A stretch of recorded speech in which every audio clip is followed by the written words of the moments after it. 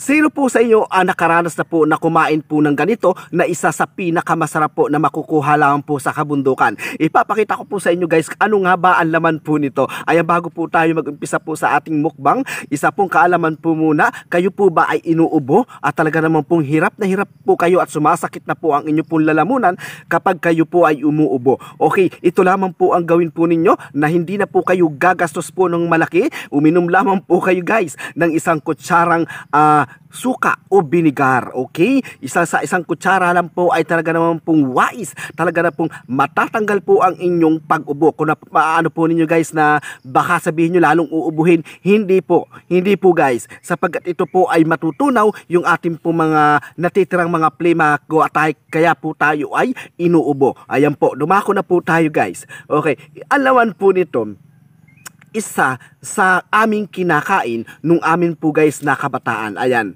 papakita ko sa inyo guys. Ayan, para siyang ang laman po niya ay style sa bayabas, puro buto po, yung puro buto ang pinakalaman niya.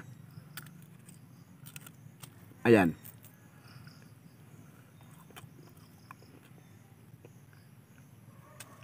And then, napakasarap po. Ang kaibahan lamang po nito guys sa bayabas is ang binabaltan po, hindi na po nakakain yung pinakambalat. Okay? Sa bayabas kasi makakain mo na rin yung pinakambalat. Ito hindi guys, kasi kasama na po yung pinakang laman.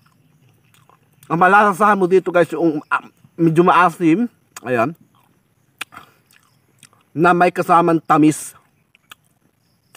Malinam na siya guys, grabe. Ayan. Ano po ang tawag sa inyo guys ito? Sa amin kasi parang tagbak. Ayan, tagbak po ang tawag sa amin po dito. Dito po sa probinsya. Wala po siyang ibang kalaman-laman guys sa yung sabihin na mayroon siyang ibang kasama. Kasi puro siya po siya mga buto. Ayan, mga buto lang po siya. Na maliliit na buto. Parang sa bayabas siya. Sa bayabas, puro ganito rin eh. Pero, ang kaibahan nga sa bayabas, pati yung pinakang balat is nakakain. Ito, hindi.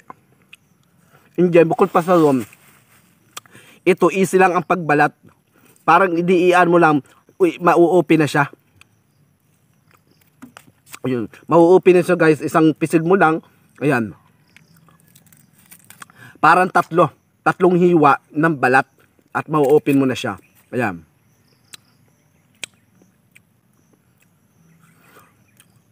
Minsan guys, titingnan nyo rin kapag kayo kumakain kasi minsan baka mayroong uod, mga ganun. Kasi hindi may iwasan naman sa mga ganito yung mayroong uod sa pinakang ilalim. Ayan. Ang tawag po sa amin nito ay tagbak. Ano po ang tawag sa inyo po ng ganitong nakakain na nakukuha po sa kabundukan? Ayan, comment down below. Maraming salamat po sa inyong lahat. God bless.